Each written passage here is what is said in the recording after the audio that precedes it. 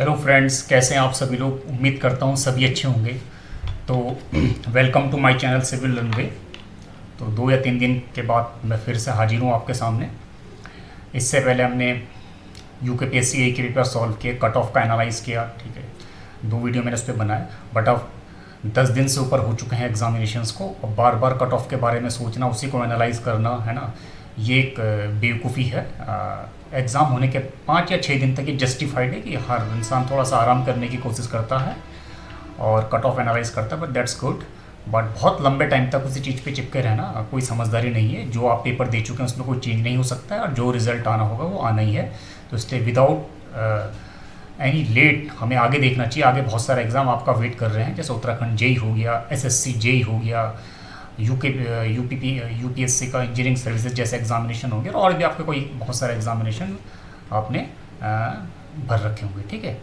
तो इस सीरीज़ को आगे बढ़ाते हुए आज मैं आपके सामने हूँ गुप्ता एंड गुप्ता, जो फेमस बुक है ऑब्जेक्टिव सिविल इंजीनियरिंग की। आप जानते होंगे कि शायद ही कोई पेपर होगा जिसमें गुप्ता एंड गुप्ता के सवाल ना पूछे जाते हो। हर सिविल इंजीनियर इस बात को जानता है। और जहाँ तक मुझे पता है कि जो मेरे पुराने प्रोफेसर्स भी थे, ठीक है, सारे पुराने प्रोफेसर जो लोक सेवा आयोग के पेपर बनाते हैं उन सब के पास गुप्ता एंड गुप्ता की बुक ज़रूर मिलती है ना।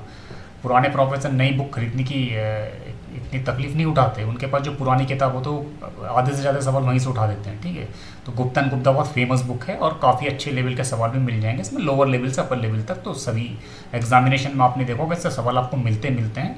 इसका सॉल्यूशन मार्केट में कोई उपलब्ध नहीं है। कुछ लोग सॉल्व कराते भी हैं इसे, लेकिन उसमें भी बहुत सारी कमियां गलतियां हो जाती हैं। तो आज से आप मेरे साथ सॉल्व करेंगे। गुप्ता एंड गुप्ता को मैं पूरा सॉल्व करके आपको बताऊंगा, जितना मुझसे हो पाएगा, जितना क्वेश्चन पॉसिबल है करने। फ्लूइड मैकेनिक्स से मैं स्टार्ट कर रहा हूँ। अब सवाल ये उठता है, कुछ लोग आप में से कुछ लोग गुप्ता एंड गुप्ता को ऑलरेडी सॉल्व कर चुके होंगे। फॉर एग्जाम्पल मैं फ्लूइड मैकेनिक्स से स्टार्ट कर रहा हूँ, तो आप कह रहे होंगे हम तो कर चुके हैं, तो फिर आप मेरे साथ दोबारा क्यों करें। इसका जवाब मैं आपको देना चाहूँगा। आपने जो गुप्ता एंड गुप्ता सॉल्व करी होगी ज़रूर, मानता हूँ, लेकिन आपने उतना एनालिसिस नहीं किया होगा उसका, उतनी डेप्थ में बहुत ज़्यादा लोग नहीं गए होंगे उसके, जितना जाना चाहिए।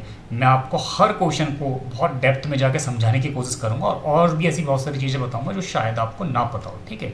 एडवांटेज और गुप्ता एंड गुप्ता का क्या है मेरे साथ सॉल्व करने के पहले मैंने लिखा important for JE, ASSC, JE GATE, सारे एग्जामिनेशन के लिए इंपॉर्टेंट है, जानते हैं आप।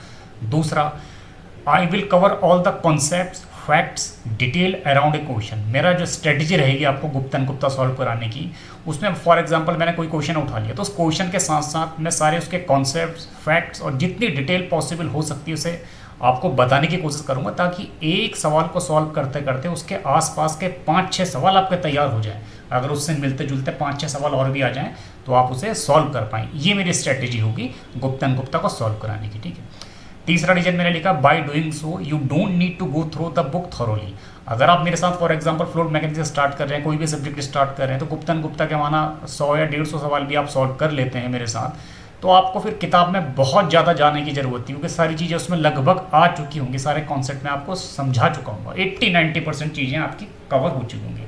फॉर एग्जाम्पल आप किताब खोल के बैठते हैं तो 2 ही चैप्टर में पता लगा आपको 20 दिन हो गए, है ना। तो क्वेश्चन सॉल्व करते करते सारे कॉन्सेप्ट क्लियर अगर आप हो जाएंगे तो वो एक शॉर्ट तरीका होता है और डिटेल्स भी आपकी पूरी आपको समझ में आ जाती है, ओके। और जो दिक्कत होगी आप मुझसे मैसेज में पूछ सकते हैं, मेल भी कर सकते हैं मेरे को, ओके। तो ये मैंने आपको 3 रीज़न बताया। आप जल्दी से स्टार्ट करते हैं गुप्ता एंड गुप्ता के क्वेश्चंस फ्लूइड मैकेनिक्स से। मैंने ऑलरेडी पहले की तरह सॉल्यूशन आपके लिए लिखे हैं, जो कॉम्प्लिकेटेड चीज़ें हैं नोट्स पहले से लिखे हैं, ताकि आपका समय बचे। आपके सामने अगर मैं लिखूंगा, सवाल सॉल्व करूँगा तो बहुत वक्त लग जाएगा, तो पहले ही मैं इसमें मेहनत कर चुका हूँ, ठीक है। मैंने ऑलरेडी आपके लिए इन सवालों के सॉल्यूशन और इम्पॉर्टेंट नोट्स लिखे हैं, ओके। तो इसे स्टार्ट करते हैं। स्टार्ट करने से पहले मैं आपसे वही रिक्वेस्ट करूंगा, जिसने चैनल सब्सक्राइब किया उसे तहे दिल से शुक्रिया मेरा, और जिन बच्चों ने सब्सक्राइब नहीं किया है तो प्लीज़ सब्सक्राइब करें चैनल। मुझे मोटिवेशन मिलेगा, मैं और अच्छा कंटेंट आपको लेकर आऊँगा और आपके सारे सवालों के जवाब देने की कोशिश करूँगा, ठीक है। तो प्लीज़ सब्सक्राइब कर लीजिए। कुछ बच्चे बहुत पहले से देख रहे हैं, मतलब 2-2 हज़ार व्यू आ जाते हैं मेरे वीडियोस में, लेकिन सब्सक्राइब करने वाले केवल 30 या 40 ही होते हैं। कितनी दुख की बात है ना। तो जो लोग नहीं भी कर रहे हैं कोई बात नहीं, लाइक कर दीजिए। अब अगर आपको अभी सब्सक्राइब करना पसंद नहीं आ रहा है तो ठीक है, आप लाइक तो कर ही सकते हैं ना, इतना ही मेरे लिए काफ़ी है। बाकी आप सब्सक्राइब करेंगे तो मुझे बहुत खुशी होगी। Anyway let's start. तो पहला क्वेश्चन फ्लूइड मैकेनिक्स का देखिए, pascal second is the unit of. अब मैं सबसे पहले आपको बताना चाहूँगा पास्कल सेकंड। पास्कल कहते हैं Newton per metre square. Pressure की जो यूनिट होती है force upon area Newton per metre square, उसको पास्कल भी कहते हैं। पास्कल को सेकंड से मल्टीप्लाई कर दिया।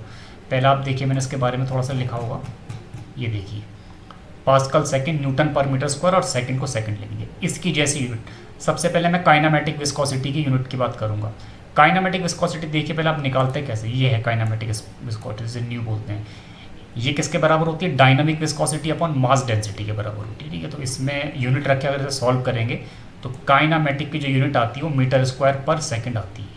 ये आप ध्यान रखना है आपको काइनामेटिक विस्कोसिटी की, क्योंकि अगर आप इस फॉर्मूले से करने लगेंगे तो काफ़ी टाइम आपका लग सकता है। इसे याद करने का तरीका देखो क्या है। एक्सेलरेशन की यूनिट आपको पता होगी, बचपन से ही पढ़ते आए हैं हम acceleration, metre per second square, ये होती है एक्सेलरेशन की यूनिट। ये तो सभी को याद होगी। इसका सेकंड का जो स्क्वायर है इसे उठा के ऊपर ले आइए आप सीधे, ये देखिए इस सेकंड का अगर हम ऊपर ले जाएंगे तो ये मीटर स्क्वायर पर सेकंड काइनेमेटिक विस्कोसिटी की यूनिट बननी चली आएगी। तो ये याद करने का तरीका है, ठीक है। तो काइनेमेटिक विस्कोसिटी की यूनिट आपको पता है। अब आप चाहें तो अगर इससे डायनामिक विस्कोसिटी की यूनिट भी निकाल सकते हैं। काइनेमेटिक को आपको याद आराम से हो जाएगी मीटर स्क्वायर पर सेकंड। इस फॉर्मूले में मीटर स्क्वायर पर सेकंड आप यहाँ रखिए। मास डेंसिटी, डेंसिटी क्या होता है? मास अपॉन वॉल्यूम, केजी पर मीटर क्यूब करिए, थोड़ा सा इसमें हल्की सी कैलकुलेशन करिए, ये निकल के आ जाएगा आपका newton metre square into second. तो काइनेमेटिक विस्कोसिटी की यूनिट भी मुझे याद हो गई और इस फॉर्मूले से मैं डायनामिक विस्कोसिटी की यूनिट भी निकाल सकता हूँ। डायनामिक विस्कोसिटी की यूनिट निकालने का एक तरीका और है, न्यूटन लॉ विस्कोसिटी आप जानते हैं, इससे थोड़ा जल्दी निकल जाएगी ये।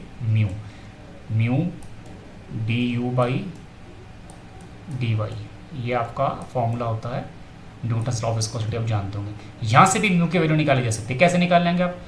ये शेयर स्ट्रेस है, स्ट्रेस की यूनिट हर जगह न्यूटन पर मीटर स्क्वायर होती है, इस तरह से लिख सकते हैं आप, ठीक है। म्यू की यूनिट आपको निकालनी है और D you by D Y, D U velocity है, वाई क्या है आपका?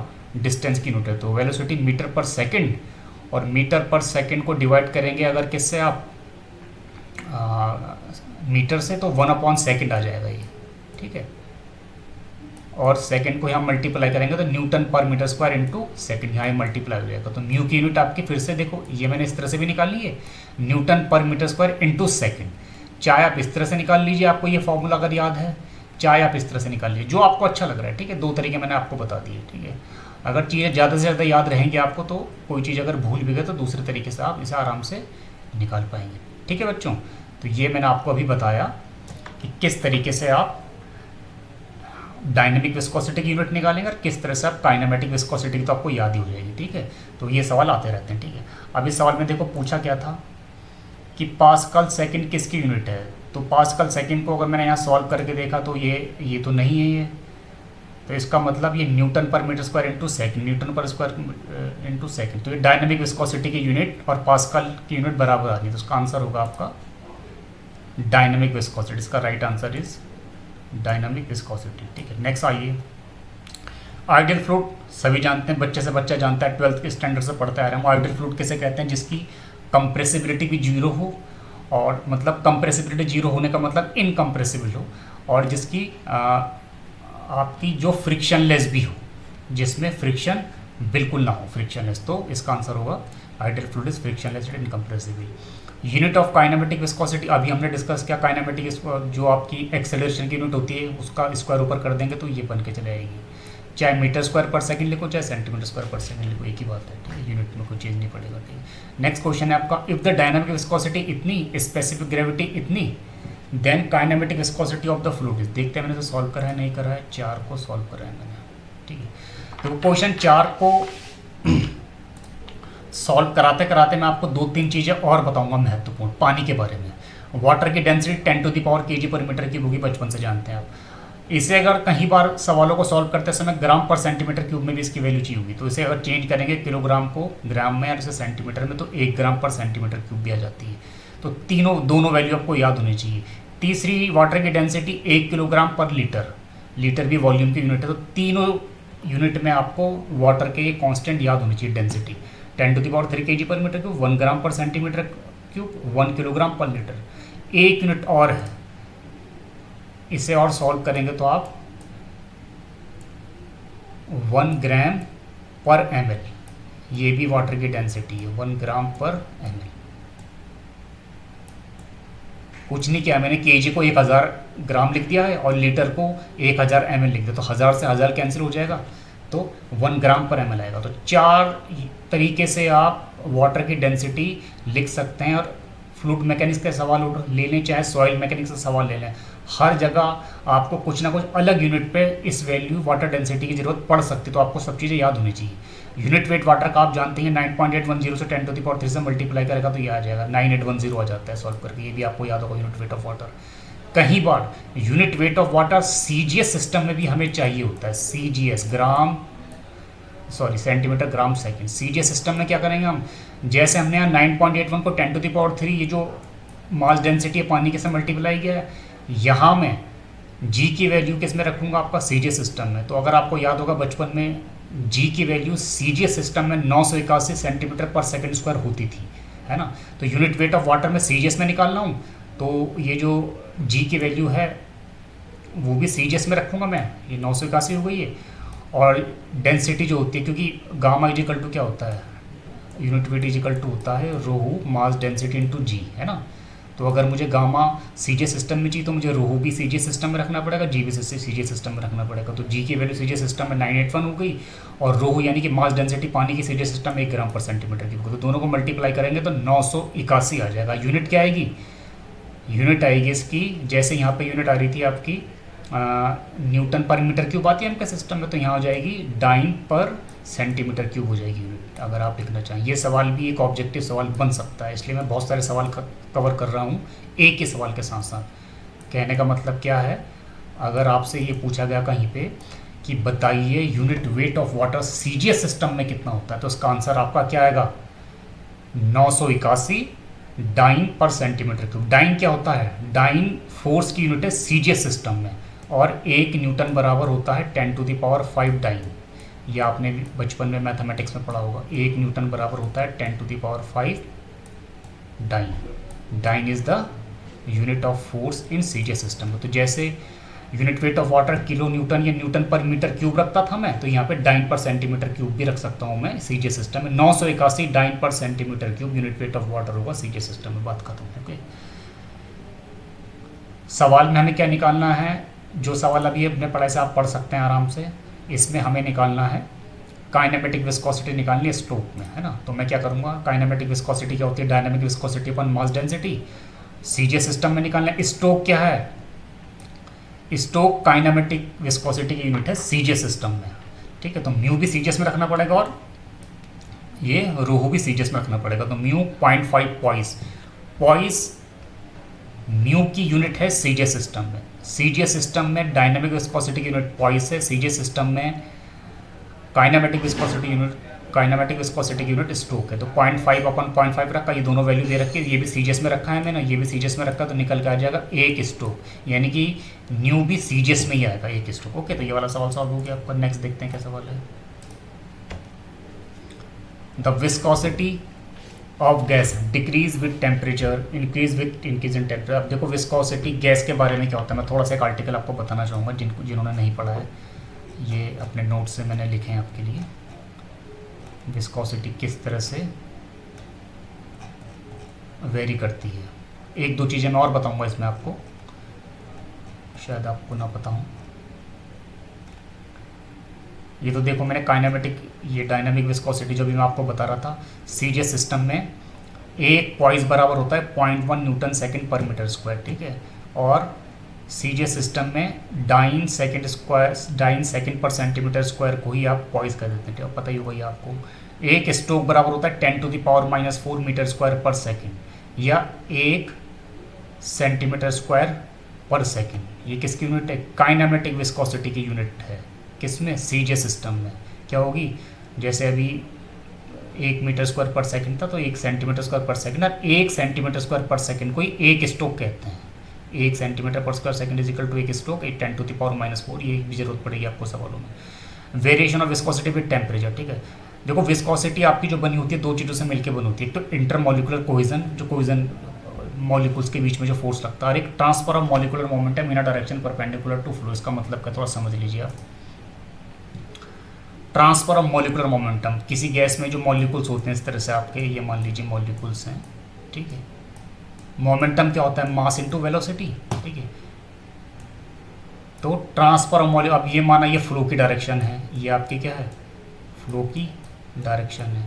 तो इस फ्लो की डायरेक्शन के परपेंडिकुलर डायरेक्शन पे जो मॉलिक्यूल का मोमेंटम है m इंटू वी होता है मोमेंटम, ठीक है। तो transfer of molecular momentum in a direction normal to flow, इस डायरेक्शन पर जितना ज़्यादा मॉलिकुलर का मोमेंटम होगा उतनी ही ज़्यादा विस्कोसिटी होगी। समझ में भी आ रही है ये बात, ठीक है। विस्कोसिटी का मतलब क्या है, viscosity is that property which opposes the flow of fluid, जो फ्लूइड या लिक्विड की फ्लो को रोकती है उसे विस्कोसिटी कहते हैं। तो जितना ज़्यादा आपके मॉलिक्यूल्स इधर की तरफ फ्लो कर रहे होंगे उतना ही ज़्यादा फ्लो को इधर बहने में रुकावट पैदा करेगी ये, समझ सकते हैं। जितना मॉलिक्यूल्स आपके इधर की तरफ मास इनटू वेलोसिटी, जितना इधर की तरफ मोमेंटम होगा उतना ही फ्लो इधर की तरफ, फ्लो को इधर से बहने में उतनी ही दिक्कत होगी। इसका मतलब विस्कोसिटी एक तो इंटरमॉलिक्यूलर कोहेजन बनती है, जो इंटरमॉलिक्यूलर कोहेजन का मतलब क्या, मॉलिक्यूल्स के बीच में लगने वाला फोर्स ऑफ अट्रैक्शन, ठीक है, उससे विस्कोसिटी पैदा होती है और ट्रांसफर ऑफ मॉलिक्यूलर मोमेंटम से पैदा होती है, ठीक है। देखो लिक्विड के केस में क्या, टेम्परेचर बढ़ने पर विस्कोसिटी घटती है लिक्विड के केस में, क्योंकि लिक्विड के केस में क्या होता है, टेम्परेचर बढ़ने पर कोहेजन घटता है और कोहेजन घटेगा तो विस्कोसिटी भी लिक्विड की घटेगी। गैस में सिर्फ इसका उल्टा है, टेम्परेचर बढ़ने पर विस्कोसिटी बढ़ती है, ठीक है, क्योंकि गैस का जो विस्कोसिटी बनी होती है वो मॉलिक्यूलर कोहेजन से नहीं बनी होती, इस वाले फैक्टर से बनी होती है। दूसरा वाला फैक्टर है आपका, इस फैक्टर से गैस की विस्कोसिटी पैदा होती है। और ये जो मोमेंटम जो है मॉलिक्यूल्स का टेम्परेचर बढ़ने पर ये बढ़ेगा, तो ये बढ़ेगा, मोमेंटम बढ़ेगा मॉलिक्यूल का टेम्परेचर बढ़ने पर, तो विस्कोसिटी भी बढ़ेगी। इसलिए गैस की विस्कोसिटी टेम्परेचर बढ़ने पर बढ़ती है, इसका उल्टा होता है, ठीक है। थोड़ा सा इसमें ये भी याद कर लें कि प्रेशर का इफेक्ट क्या होता है विस्कोसिटी में। टेम्परेचर का तो हम सबको याद ही रहता है, लेकिन प्रेशर का इफेक्ट हम थोड़ा सा भूल जाते हैं, कई बार एग्जाम में ये भी पूछ लिया जाता है।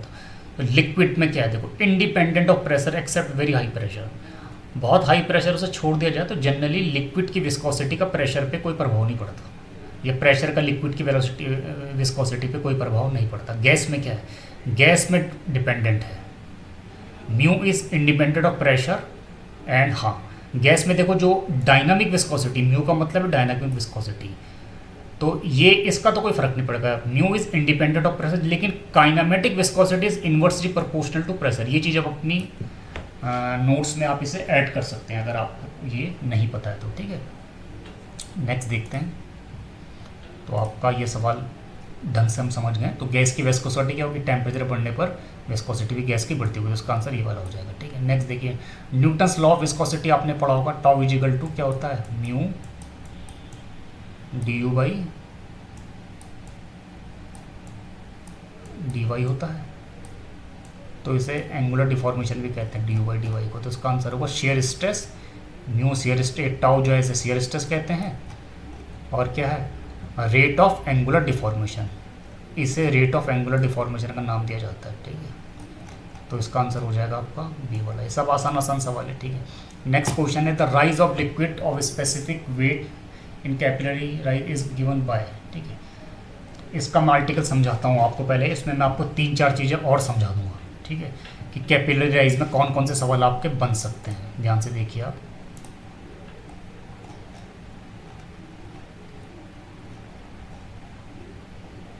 ये कैपिलरी राइज है, ठीक है। कैपिलरी राइज आप जानते होंगे, छोटी सी अगर एक परख नली को आप पानी में डुबाओगे तो पानी ऊपर चढ़ जाता है, ठीक है, इसे कैपिलरी राइज कहते हैं। ज़्यादा मैं इसे एक्सप्लेन नहीं करूँगा, बहुत बेसिक चीज़ है, आपको पता ही होगा अगर आप ए की तैयारी कर रहे हैं, जे की तैयारी कर रहे हैं, ठीक है। अगर पानी में आप डुबाएं तो इस तरह का मेनिस्कस बनेगा, इस तरह का शेप बनता है, लेकिन अगर आप पारे में अगर इस परख नली को, टेस्ट ट्यूब को डुबाएं तो इस तरह का डिप्रेशन बनता है। इसकी वजह क्या है, सबसे पहले तो आप ये समझे कैपिलरिटी एक ऐसे फिनोमिना है जो कि जिसमें क्या है कोहेजन का भी रोल है और एडिशन का भी रोल है, ठीक है। ये सवाल भी पूछते हैं, अभी आ गया है सवाल। तो capillarity is the phenomena which takes place by the combined effect of cohesion and adhesion, दोनों का रोल है इसमें, ठीक है। अब कैसे रोल है इसमें, क्या होता है, इसे थोड़ा समझने की कोशिश करें आप। कोहेजन और एडिशन बोलता, ठीक है। वाटर कि जितने भी मॉलिक्यूल उनके बीच में क्या लग रहा होगा, फोर्स ऑफ कोहेजन लग रहा होगा। एडिशन क्या होता है, दो अलग अलग मॉलिक्यूल्स के बीच में लगने वाला फोर्स होता है, ठीक है। तो इस तरह के जब कैपिलरी राइज वाली फिनोमिना होगी तो क्या होगा, कांच के मॉलिक्यूल्स और वाटर के मॉलिक्यूल के बीच में जो फोर्स ऑफ एडिशन है वो वाटर और वाटर के मॉलिक्यूल के बीच कोइजन से ज़्यादा होगा, मतलब एडिशन जो है कोइजन से ज़्यादा होगा। तो जब ज़्यादा होगा तो कांच के मॉलिक्यूल जो होंगे पानी के मॉलिक्यूल्स को आराम से ऊपर की तरफ खींच लेंगे। इस तरह के केस में कैपिलरी राइज होता है।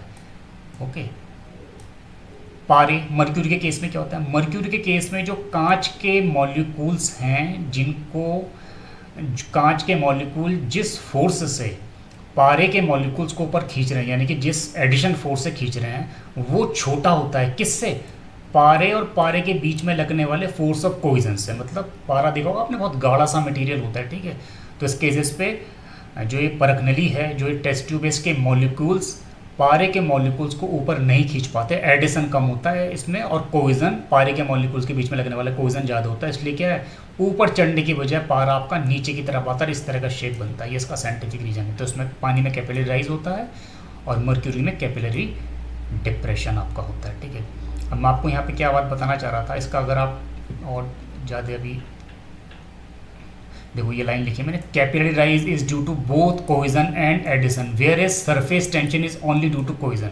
सरफेस टेंशन अभी आगे आएगा। सरफेस टेंशन केवल कोइजन की वजह से होता है और आपका कैपिलरी एक्शन आपका कोइजन और एडिशन दोनों की वजह से होता है। बहुत इंपॉर्टेंट सवाल है, आ जाता है। Capillary action to be visible the dia of the should be less than 3 centimetre. कहने का मतलब है, अगर आप घर की किसी भी एक कटोरी में आप पानी लेते हैं और उसमें ऐसे परख नहीं डालते हैं, तो आपको शायद इस तरह की फिनोमिना देखने को ना मिले। आप बोलेंगे तो झूठे, फिर किताबों में झूठ लिखा है, लेकिन नहीं। इसके साथ साथ ये फिनोमिना अगर आपको देखनी है तो साथ में ये भी कंडीशन होती है कि जो आपकी टेस्ट ट्यूब है उसका डाया 3 सेंटीमीटर से कम हो। समझ रहे हैं आप? ये इसका जो डाया है आपका, ये डाया, ये आपका should be less than 3 centimetre. बहुत जब बारीक होगी तब आपको कैपिलरी राइज देखने को मिलेगा, ठीक है। तो ये भी आप याद रखें, ठीक है।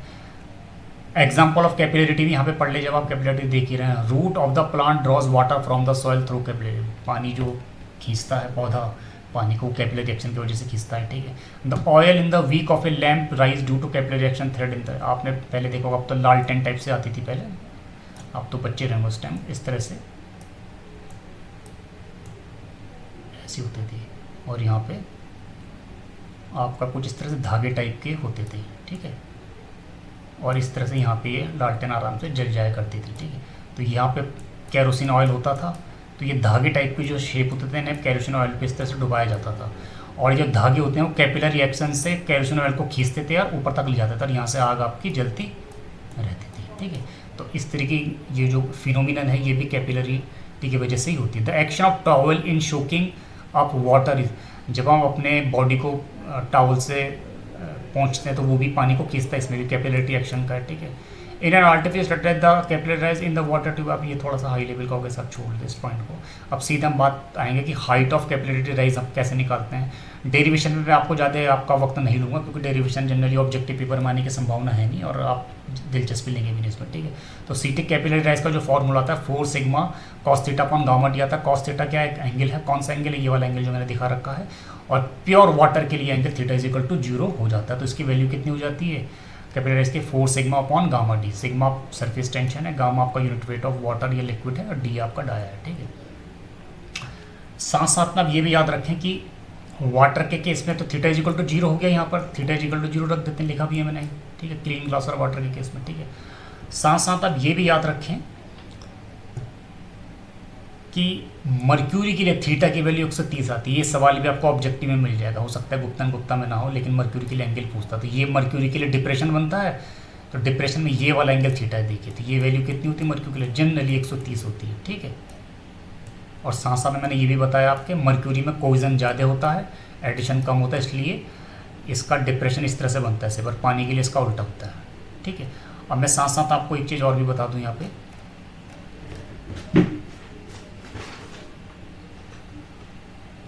मैं ये आपको बताना चाह रहा हूँ कि जो 4 सिग्मा अपॉन गामा डी है, ये तो आपको याद होगा, लेकिन कई बार क्या है, ये किसी और फॉर्म में पूछ लिया जाता है। आपको याद होगा अभी ए का जो पहला पेपर हमने यूकेपीएससी ए का सॉल्व किया था, उसमें भी इससे रिलेटेड क्वेश्चन पूछा हुआ था। अगर आपको जो चीज़ मैं बताने वाला हूँ अगर आपको ये नहीं पता होगा तो आप उस तरह का सवाल उससे सॉल्व नहीं कर पाएंगे आगे भी। होता क्या है, पानी को अगर 4 डिग्री सेंटीग्रेड एक ऐसा टेम्परेचर है जिसमें पानी की डेंसिटी आपकी मैक्सिमम होती है। ये गामा की जो वैल्यू डेंसिटी है, यूनिट वेट जो भी आप कहें, ये पानी के टेम्परेचर के साथ चेंज होती रहती है। और बेसिक केमिस्ट्री में आपने पढ़ा होगा 4 डिग्री सेंटीग्रेड पर वाटर की डेंसिटी आपकी मैक्सिमम होती है। तो 4 डिग्री सेंटीग्रेड पर अगर हम कुछ वैल्यूज़ निकालें, 4 डिग्री सेंटीग्रेड पर यह पाया गया है कि सरफेस टेंशन की वैल्यू आपकी होती है 75.6 सरफेस टेंशन की यूनिट होगी। सीजे सिस्टम में लिख रहा हूँ मैं, ठीक है, ये ध्यान रखना, dyne upon centimetre, force upon length होता है, ठीक। इस फॉर्मूले को अगर मैं सॉल्व करना चाहूँ थोड़ा सा और आगे, कैपिलरी राइज निकालना चाहूँ, तो 4 डिग्री सेंटीग्रेड पर सीजे सिस्टम में सिग्मा की वैल्यू में ये रखूँगा, और साथ साथ में गामा डब्ल्यू की अगर मैं वैल्यू रखना चाहूँ सीजे सिस्टम में, तो ये होती है 981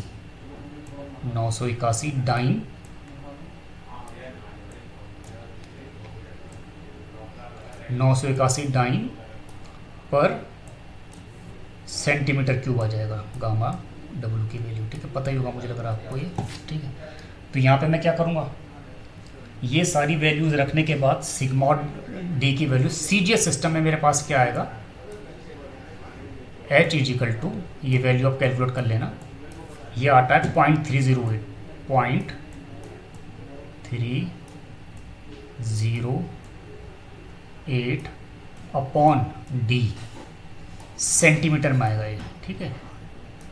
मतलब कैपिलरी राइज की वैल्यू 4 डिग्री सेंटीग्रेड पे पानी के लिए जो आती है 0.308 अपॉन डी, डी क्या डाया सेंटीमीटर में, जो पूरी वैल्यू आएगी ये भी सेंटीमीटर पर ही आएगी, ठीक है। तो ये फॉर्मूला भी आपको अच्छी किताबों में मिल जाएगा, और इस बार एई में ये सवाल आ रखा है।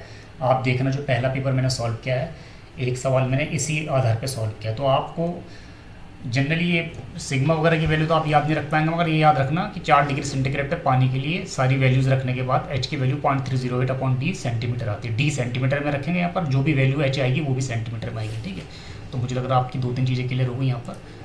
तो अब हम सवाल के पास जाते हैं। सवाल में हमसे क्या पूछा था कि कैपिलरी राइज बताइए, तो 4 सिग्मा अपॉन गामा डी, और डी की जगह 2r रख देंगे आप, तो 2 सिग्मा अपॉन ये आ जाएगा, डी की जगह से 2r रखना है, तो ये वाला आंसर आपका हो जाएगा। क्वेश्चन नंबर 8 पर आते हैं हम। Intensity of pressure developed by surface tension इतना, ठीक है। अब देखो इसमें क्या है, वाटर ड्रॉपलेट की बात कर रहे हैं यहाँ पर, ड्रॉपलेट ऑफ वाटर के लिए intensity of pressure developed by surface tension of within droplet. Droplet of water के लिए थोड़ा सा भी ध्यान रखें, 8वां सवाल मैंने सॉल्व किया होगा सर, मैं बताता हूँ आपको। ये देखिए,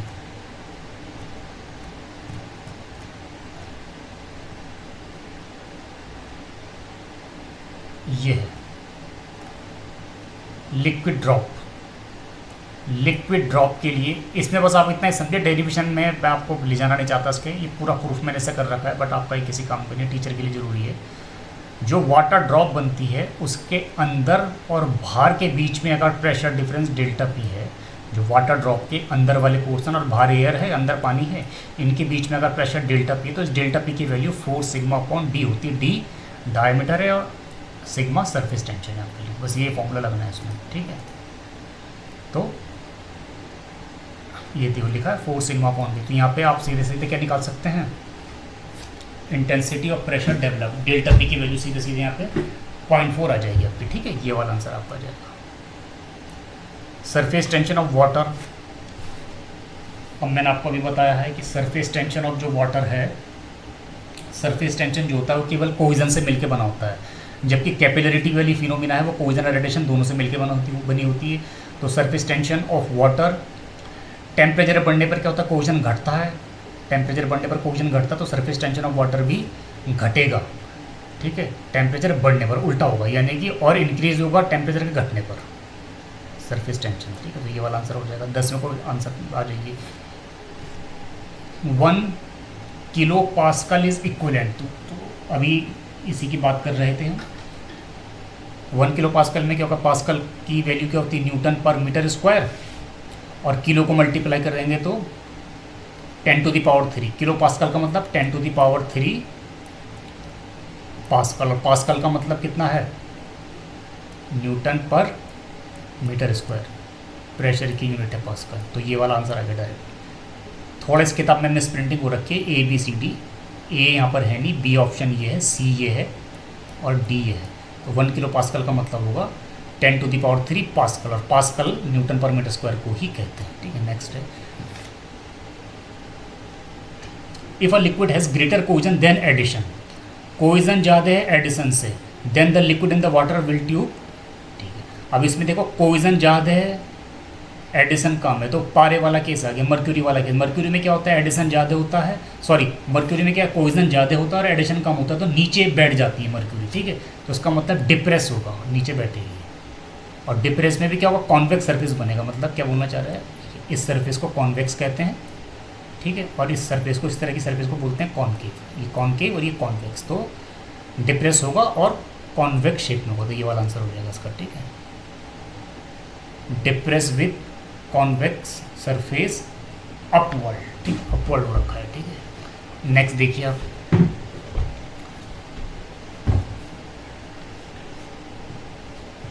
examine the following 4 statement, surface tension is due to cohesion only, capillarity is due to adhesion only. वही वाली बात जो मैं भी आपको बता रहा था, तो उसमें सीधे सीधा आंसर हो जाएगा पहला और चौथा।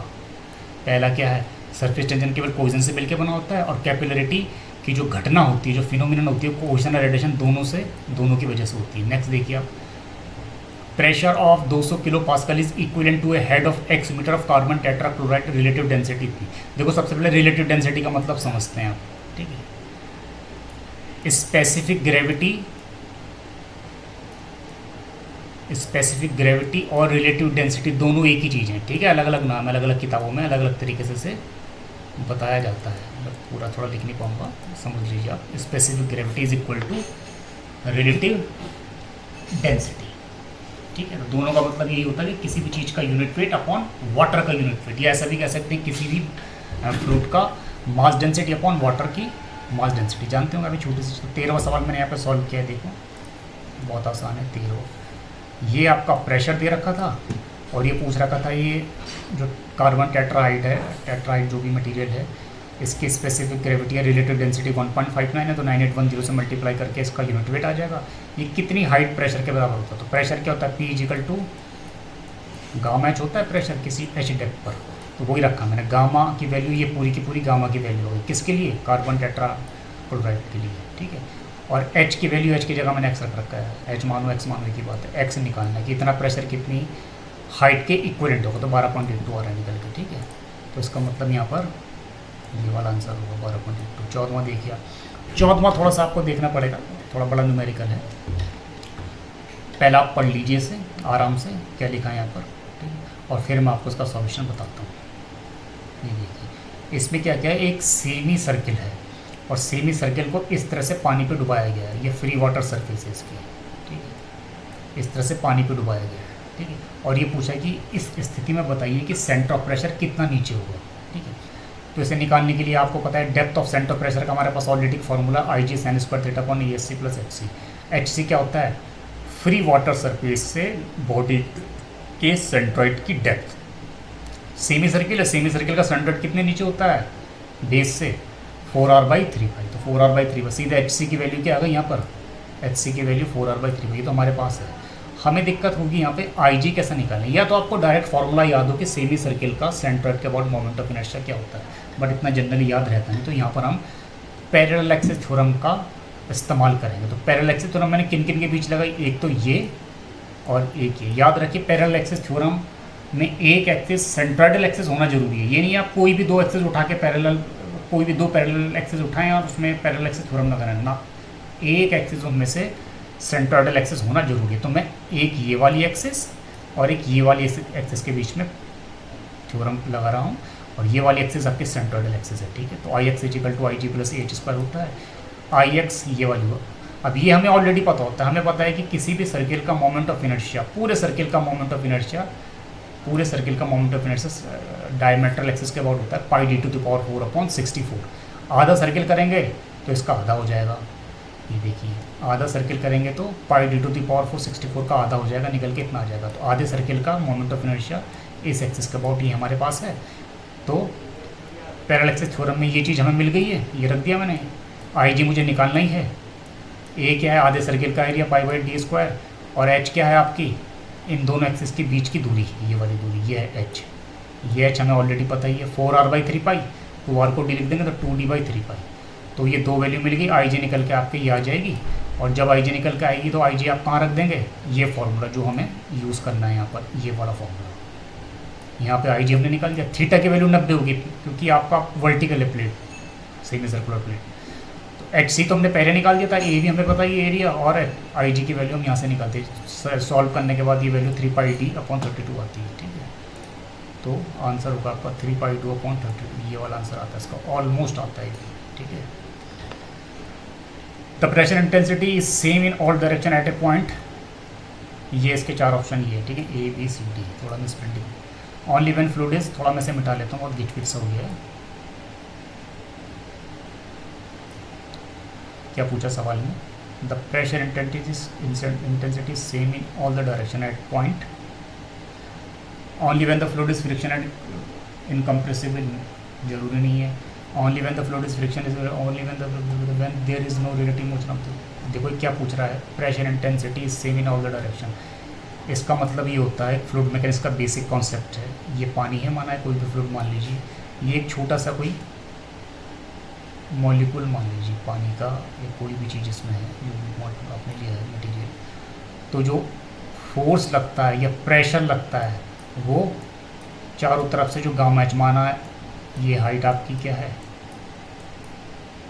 ये हाइट आपकी एच है, ये आपकी एच हाइट मान लीजिए, डेप्थ, सॉरी हाइट यानी डेप्थ कहेंगे। एच डेप्थ पर कोई मॉलिक्यूल है पानी का, इस पर प्रेशर कितना लगेगा, चारों तरफ से इसमें प्रेशर लगेगा, ठीक है। ये बेसिक कॉन्सेप्ट है फ्लूइड मैकेनिक्स का। तो यानी कि जो गामा एच डेप्थ पे जो प्रेशर हम गामा एच निकालते हैं, P = गामा एच हम निकालते हैं, इस प्रेशर की एरिया से मल्टीप्लाई करेंगे तो फोर्स आ जाएगा, गामा एच करेंगे तो प्रेशर आ जाएगा। इस प्रेशर की या प्रेशर फोर्स की अगर मैं डायरेक्शन की बात करूं तो जो भी मॉलिक्यूल्स है चारों तरफ से, बल्कि हर पॉइंट से, चार भी नहीं बल्कि जितने भी आप ऐसे बनाएंगे चारों तरफ से, ये 6-8 जो भी बोल रहे हैं, इधर से भी, इधर से भी, इधर से भी, the pressure intensity is same होती है। यानी कि गामा एच, ये वाला भी गामा एच है, ये वाला भी गामा एच है, ये वाला भी गामा एच है, यानी कि इस मॉलिक्यूल्स को मैं अगर बाहर बनाऊँ तो हर तरफ से गामा एच प्रेशर लगेगा इसमें, हर तरफ से इंटेंसिटी बराबर होगी, ठीक है। ये कहना चाह रहा है सवाल का मतलब ये है, बहुत बेसिक प्रिंसिपल है फ्लूइड का, ठीक है। तो ये बोलना चाह रहे हैं कि ये प्रेशर जो सेम होगा इन ऑल द डायरेक्शन, ये कब होगा, जब फ्लूइड फ्रिक्शनलेस होगा, कंप्रेसिबल होगा, या इनकम्प्रेसिबल होगा, फ्रिक्शन वाला होगा। फ्रिक्शन और कंप्रेसिबिलिटी का से कोई मतलब नहीं है, मतलब आइडियल फ्लूइड का से कोई मतलब नहीं है, रियलिस्टिक फ्लूइड के लिए भी ये चीज़ वैलिड होती है। सॉरी, आपने देखा होगा हम ऑयल के क्वेश्चन करते हैं, मटेरियल के क्वेश्चन करते हैं, वो जरूरी नहीं वो आइडियल फ्लूइड ही हो, तो रियलिस्टिक फ्लूइड किसी भी फ्लूइड के लिए P = गामा एच वैलिड होगा। तो बट ये गामा एच तब वैलिड होगा जब फ्लूइड आपका क्या है, स्टैटिक में हो, स्थिर हो, आपका मूव हो रहा तब नहीं होगा। मूव होने के लिए तो फिर सारी चीज़ें चेंज हो जाती है, फिर वो लेमिनार फ्लो है, टर्बुलेंट फ्लो में बहुत सारी चीज़ें आ जाएंगी। तो यहाँ पर आंसर होगा आपका ये वाला सही, when there is no relative motion, जब फ्लूइड आपका रेस्ट में, तब P = गामा एच हर तरह से बराबर होता है। नेक्स्ट क्वेश्चन, ओपन टैंक के 1 metre deep water with 50 centimetre oil specifically pointed the intensity of the pressure at the bottom will be. मुझे लग रहा है मैंने कर रखा है सवाल 16वां, ये देखिए सवाल की डेफिनेशन क्या है। 1 मीटर तक नीचे पानी भरा है, ऊपर से 0.5 मीटर तक ऑयल भरा है, और नीचे क्या पूछ रखा आपको, प्रेशर इंटेंसिटी पूछ रखा। तो गामा एच वाला फॉर्मूला लगेगा, 0.8 × 9810 से मल्टीप्लाई करेंगे, ये स्पेसिफिक ग्रेविटी दे रखी है ऑयल की, 9810 से मल्टीप्लाई करेंगे, गामा ऑफ ऑयल निकल जाएगा। पानी के लिए गामा डब्ल्यू की वैल्यू 9810 होती है, यहाँ 0.5 से मल्टीप्लाई कर देंगे, 1 से मल्टीप्लाई कर दिया, टोटल आपका प्रेशर निकल आएगा। बहुत आसान सवाल है। नेक्स्ट देखिए आप, the position of centre pressure of a plane surface emerge in vertically fluid is at the centroid of the submerged area, always above the centroid of the area, always below the centroid of the area. सबसे पहले मैं आपको बताता हूँ centre pressure का मतलब क्या होता है, ठीक है। अगर ये आर्टिकल मैंने लिख रखा होगा यहाँ पर ढंग से,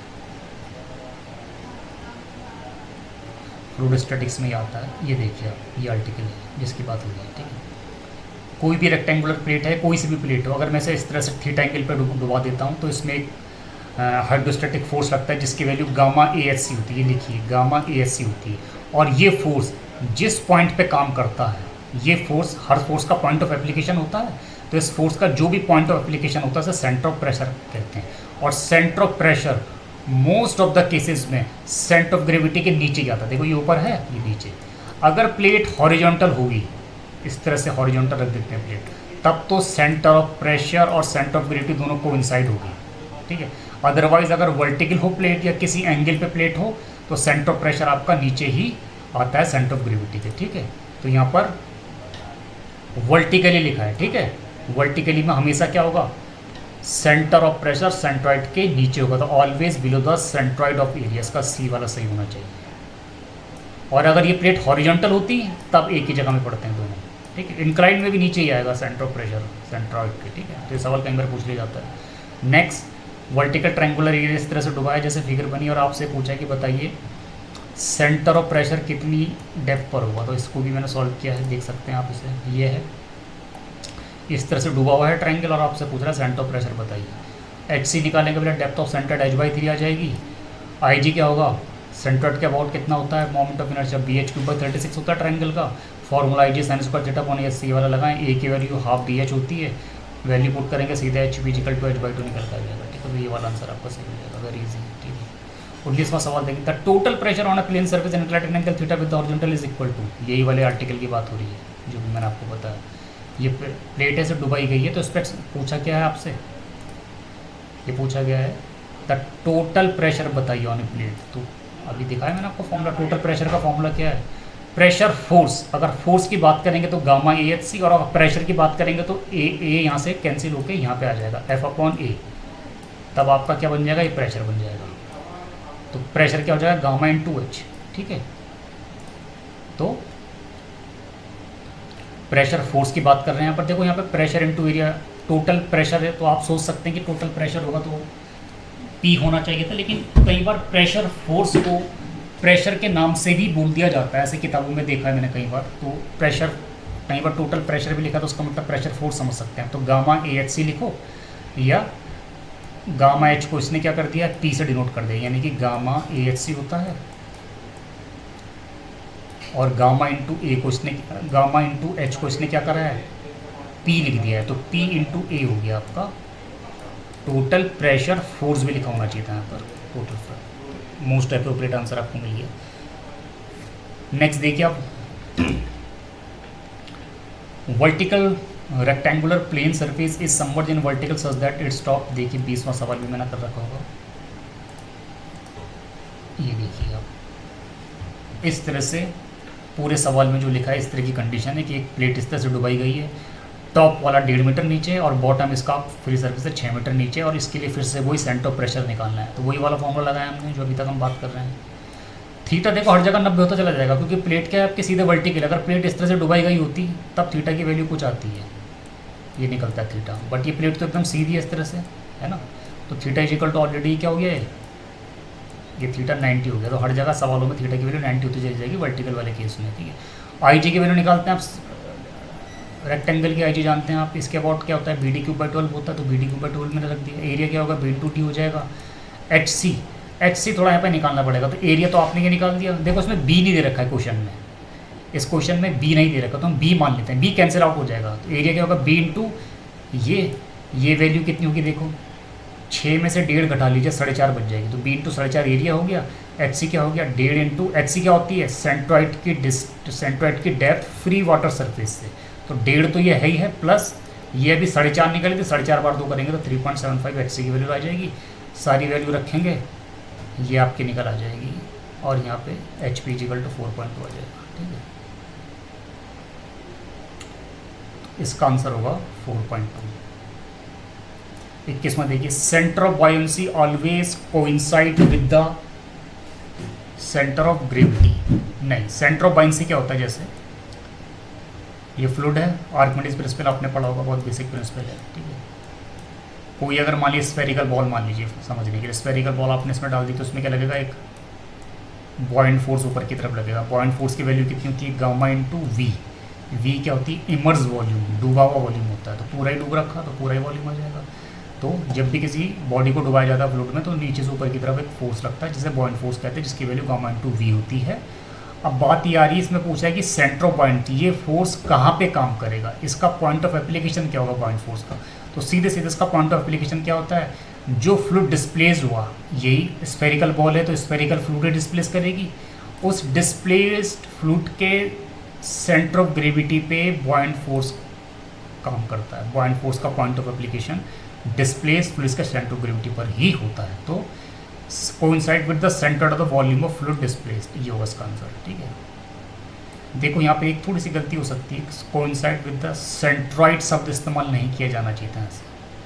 सेंट्रॉइड शब्द हमेशा 2 डायमेंशनल चीज़ों के लिए इस्तेमाल किया जाता है, एरिया के लिए इस्तेमाल किया जाता है सेंट्रॉइड। एरिया का जो सेंटर होता है उसे सेंट्रॉइड बोलते हैं, बट यहाँ पे सेंटर ऑफ बायंसी में हम जरूरी नहीं कि कोई 2 डायमेंशनल बॉडी डालें, उसकी मोटाई भी कुछ ना कुछ होगी।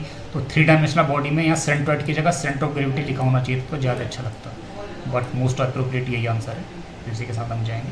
ठीक है, if the weight of a body immerse in a fluid exceed the buoyant force then the body will. देखो यही फिगर में आप देखेंगे, बॉइंट फोर्स नीचे से ऊपर की तरफ लगता है और वेट तो पूरे संसार में हमेशा अर्थ के सेंटर की तरफ ही लगता है, यानी कि वर्टिकली डाउनवर्ड लगेगा। वेट नीचे की तरफ लगेगा और बॉइंट फोर्स ऊपर की तरफ लगेगा। अब कोई चीज़ अगर फ्लोट कर रही है, तैर रही है, तो उस केस में क्या होता है, ये गामा वी और वेट दोनों बराबर हो जाता है तो चीज़ तैरने लग जाती है। अगर वेट ज़्यादा हो जाए और गामा वी कम हो जाए तो बॉडी नीचे की तरफ आने लग जाती है, और बॉइंट फोर्स अगर ज़्यादा हो जाए, वेट कम हो जाए तो बॉडी ऊपर की तरफ फ्लोट करने लग जाएगी। तो यही चीज़ पूछी है बस यहाँ कि वेट ऑफ बॉडी एक्सीड्स है बॉइंट फोर्स है तो नीचे की तरफ आएगी जनरली चीज़। ठीक है, तो tend to move downward and it may finally sink, नीचे की तरफ आ जाएगी। ठीक है, नेक्स्ट देखिए, metacentric height for small values of angle heel is distance between.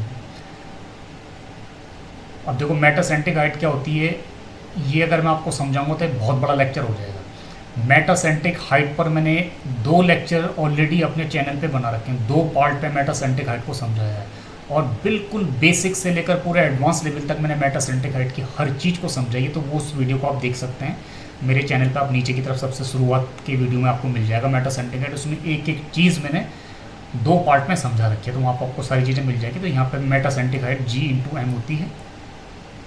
G क्या होता है, सेंट्रॉइड होता है, M एक मेटासेंटर होता है, इन दोनों के बीच की दूरी को आप बोलते हैं मेटासेंट्रिक हाइट। तो इसका आंसर होगा metacentric height for small angle is the distance between centre of gravity and metacentre, इसका आंसर हो जाएगा।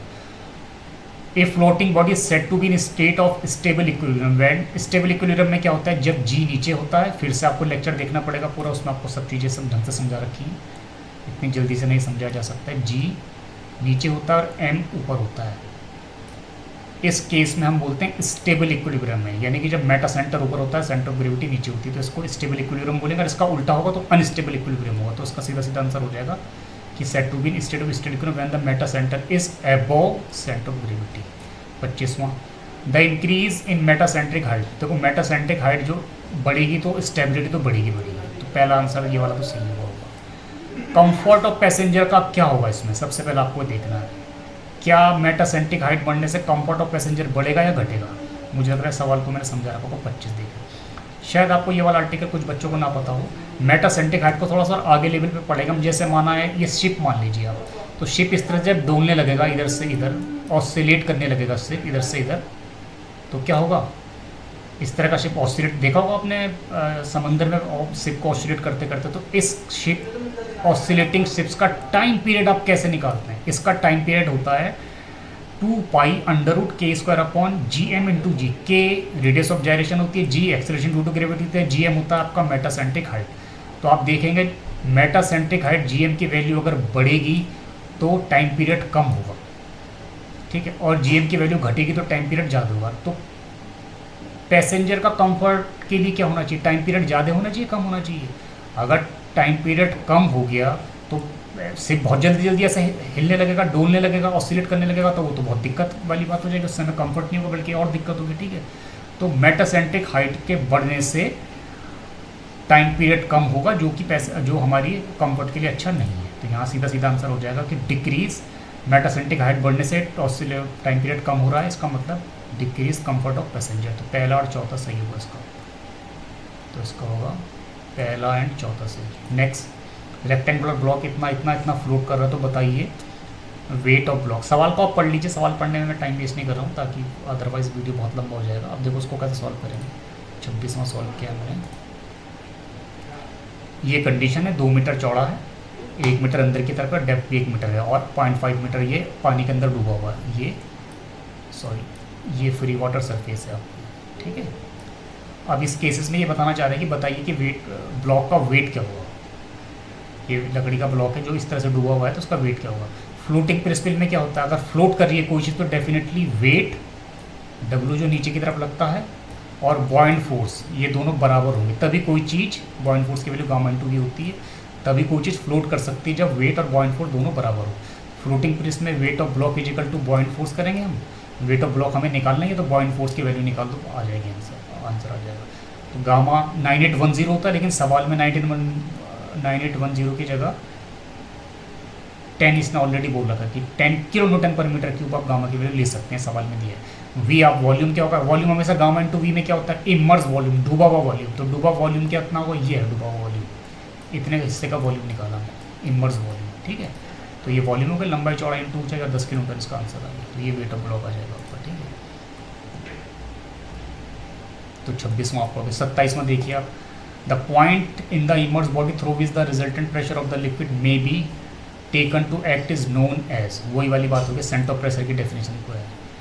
कोई बॉडी अगर पानी में डूबी है तो इसमें लगने वाला जो गामा ESC होता है, उसका रिजल्टेंट प्रेशर जिस पॉइंट पे काम करता है उसे ही सेंटर ऑफ प्रेशर आप कहते हैं, ठीक है। 28वां, if a vessel containing liquid move downward with a constant acceleration due to gravity G, then the pressure. अब देखो इसमें क्या बोलना चाह रहा है, 28वां मैंने लिखा हुआ है, ये आपको शायद पता होना हो, ये 28वां है। अभी तक आपने थोड़ा सा लेवल पे पढ़ा होगा कि H डेप्थ पर जो प्रेशर होता है, H डेप्थ पर प्रेशर होता है वो कितना होता है, P is equal to gamma H होता है, तो आप जानते ही हैं।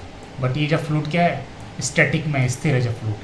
इस केस पे हम क्या पढ़ते हैं कि अगर पूरा का पूरा कंटेनर, ये कंटेनर मैंने बना रखा है, अगर ये AZ एक्सेलरेशन से ऊपर की तरफ जा रहा है तब प्रेशर क्या हुआ, गामा H कब होता है, जब स्टेशनरी होता है फ्लूट। लेकिन पूरा का पूरा अगर बर्तन वेजल आपका AZ एक्सेलरेशन से ऊपर जाए तब प्रेशर डेप्थ पर कितना होगा, H डेप्थ पर, तब गामा H नहीं होता है, तब प्रेशर का फॉर्मूला होता है गामा H 1 + AZ/G। अब ये कैसा है, इसका डेरिवेशन बताऊंगा तो बहुत लंबा हो जाएगा वीडियो, बस आप डायरेक्ट याद रख लें सवाल सॉल्व करने के लिए कि AZ एक्सेलरेशन से अगर ऊपर की तरफ वेजल आपका जा रहा हो तो डेप्थ पे प्रेशर, H डेप्थ पे प्रेशर गामा H 1 + AZ/G होता है। और AZ पॉजिटिव कब होगा, ये पॉजिटिव साइन कब होगा, जब ऊपर की तरफ जा रहा है, और अगर ये पूरा का पूरा बर्तन वेजल नीचे की तरफ जा रहा है तो प्लस की जगह माइनस हो जाएगा। तो इस केस पे यही है, इस सवाल में उसने ये कहा है कि AZ की वैल्यू उसने G दी है और नीचे की तरफ कहा है, तो नीचे की तरफ प्लस की जगह मैंने माइनस कर दिया, तो G/G 1 - 1 0 तो 0 हो जाएगा। 28 पे का आंसर आप पढ़ सकते हैं। Vessel containing liquid moves downward, downward आ रहा है इसीलिए मैंने माइनस लिया यहाँ पर, डाउनवर्ड हो रहा है। ये पॉजिटिव कब लिया जाएगा, जब ऊपर की तरफ है, नीचे की तरफ माइनस, और कितनी है वैल्यू G, तो G रख दिया मैंने AZ की जगह, तो 0 निकल के आ गया। तो आंसर कौन सा हो जाएगा आपका, the pressure through out the liquid is atmospheric 0। 29 देखते हैं आप, when a liquid rotates at a constant angular velocity about a vertical rigid. अब इसके लिए मैं आपको एक आर्टिकल बताऊंगा कि जब पानी या कोई भी चीज़ किसी कंटेनर के अंदर और से गामा या W एंगुलर वेलोसिटी से घुमाते हैं तो एक तरह से पैराबोलाइड बनता है। तो ये पूरा आर्टिकल मुझे आपको पढ़ाना पड़ेगा, ठीक है। नेक्स्ट वीडियो में मैं यहीं से स्टार्ट करूँगा 29 से। पहले मैं आपको पूरा आर्टिकल समझाऊंगा, ओमेगा एंगुलर वेलोसिटी घुमाने से पैराबोलाइड बनता है, इसकी क्या क्या प्रॉपर्टीज़ होती है, किस तरह के सवाल इससे बन पाते हैं। तो 29 वाला सवाल मैं नेक्स्ट पार्ट में इसका डिस्कस करूँगा, फिर आगे के सवाल भी डिस्कस करूँगा, ठीक है। उम्मीद है आपको पसंद आएगा। जो भी इसमें कमियाँ आपको लग रही है मेरे इस लेक्चर में समझाने के तरीके में, आप कमेंट में जरूर लिख सकते हैं कि सर आप बहुत जल्दी बता रहे हैं, बहुत हल्के बता रहे हैं, या जो भी प्रॉब्लम है मैं आपका बड़ा स्वागत करूँगा और अपने आने वाले लेक्चर में उन कमियों को दूर करने की कोशिश करूँगा। इसमें जो कुछ भी आपको समझ में ना आया, आप कमेंट में लिख सकते हैं कि ये वाला पॉइंट मुझे समझ में नहीं आ रहा है। उम्मीद करता हूँ लेक्चर से आपका काफ़ी ज्ञान बढ़ा होगा और मैंने काफ़ी इधर उधर की चीज़ें भी आपको बताई हैं। तो प्लीज़ चैनल को सब्सक्राइब करिए, इससे मुझे मोटिवेशन मिलता है आगे की वीडियोस बनाने के लिए, और शेयर भी कीजिए अपने फ्रेंड में। तो I hope you would like the lecture. Thank you very much.